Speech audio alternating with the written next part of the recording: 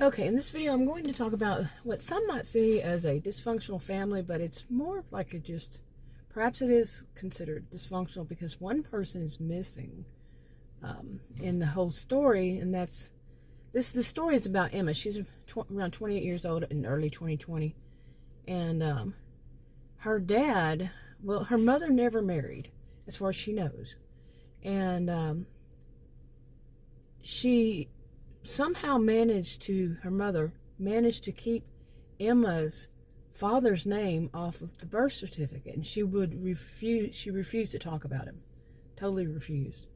And so Emma never knew her, and also never knew him, and she had no knowledge of him at all, not even his name, and she didn't even know her grandparents on either side, of her family.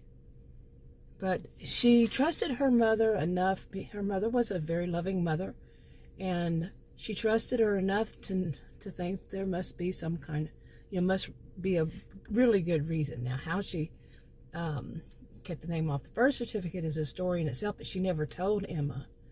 Okay, everything is so secretive about the father and all that. Okay, and in the story, some really strange things happen, so let me get to those. Okay, so they lived together, the mother and Emma and her mother, and Emma never married so far, hadn't gotten married, and her mother never got married either.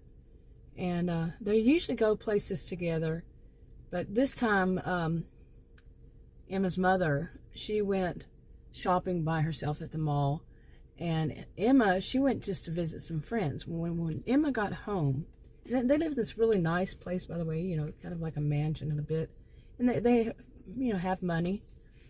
Well, when Emma got home from visiting her friends, she was met at the door by a man she knew through her mother, around her mother's age, and he handed her a letter. He said, it's a sad situation. I need you to go inside, and we need to talk about this. And Emma, she knew him, she trusted him, she trusted her mother. So she went inside and she started reading the letter. And the letter was very strange. And basically, I'm going to try to read this. I wrote it down. It says, if you're reading this, I have passed on, or I have been kidnapped. Yeah. I want you to know, I can barely read my own writing here. I want you to know that you do have family members who are still alive. See, she never knew her family members. They are my cousins. Pay close attention to what I'm about to write, what I'm about to tell you. Do not speak, meet, or contact any of them but CoCo. Okay, C-O-C-O. She is the only one of them you can trust with anything. Run away if they try to get to you. Don't answer calls from them. They are truly terrible people who will only try to ruin your life. CoCo has no contact with them either.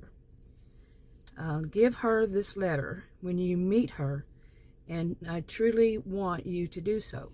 Okay, CoCo is about around the same age as her mother, Emma's mother. Okay, first, let's see.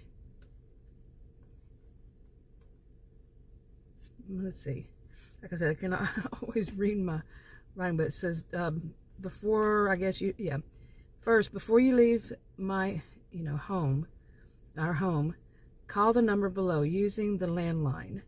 Then tell them who you are, and they will have someone, usually 2 or more people, come to, I put apartment, but it's actually a house. Okay, and go with them. You are my dear. Her mother always spoke like that. You are my dear.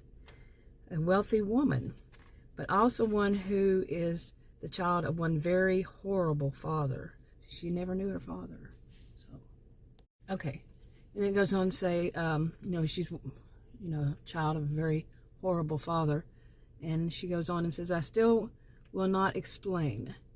The enforcement will pay you, we'll put you in a safe house. And the elders will let you know your real name, not the one you know. And since they were the ones to legally change your birth certificate at birth, they will tell you who you really are, okay? I was on the run for years with you while you were a child because of your father. He was, okay, she went on to say that he was killed. No, that's questionable. He was killed before you were in high school by one of the members of his group.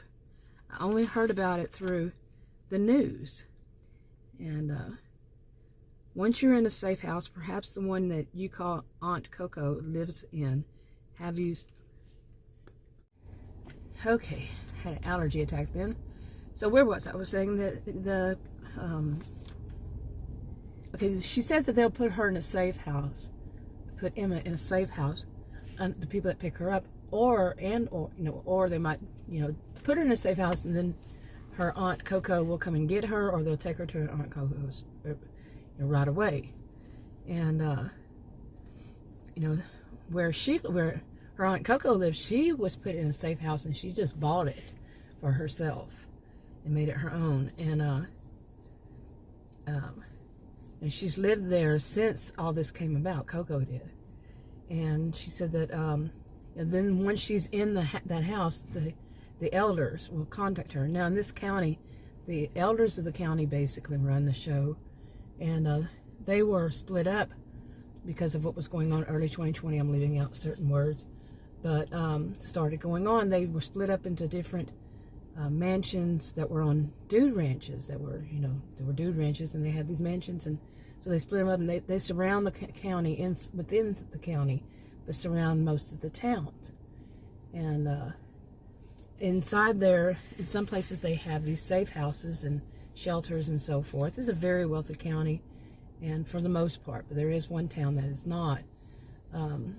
It's actually called the Outlaws. Has a rich history, and so anyway, where her Aunt CoCo's house is in one of the safe houses, and so it's in one of those areas, and they're very nice. Like I said, this county is very wealthy. Okay, so she goes on to say, that I know that this is a lot of information to take in, and there's so much more, but your Aunt CoCo will let you know what all to tell you. Tell her at different times, because there's going to be a lot to take in. And when it's, and she'll know when it's appropriate. Her home is well guarded at all times, and 2 members of the enforcement live there. She sold her home back in the county and bought herself a safe home, like I said, in a gated community, as did others living there. So please do the same. Many opportunities await you. Tell no one. Give your Aunt CoCo, treat her as your aunt and not my cousin, and call her Aunt CoCo. Give her this letter to read too. Love you, Mom. And basically Emma did as she was told, and she just simply disappeared from everybody else, that she knew, now using her, no longer using her fake name, which is Emma. So anyway, that's all that I have written down for this part. And by the way, this is, if you can't tell already, it's a hypothetical fictional story.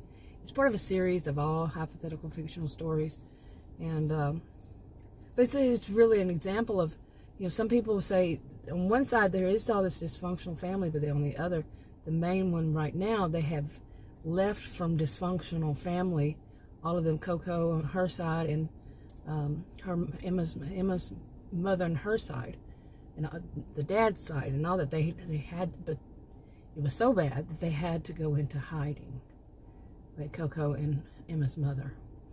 Anyway, I thought I'd do this part, and if you want to stay tuned and hear more to come eventually, hopefully, click that circular icon that pops up, and I'll talk to you on another video. And by the way, these are copyrighted to me. Talk to you on another video.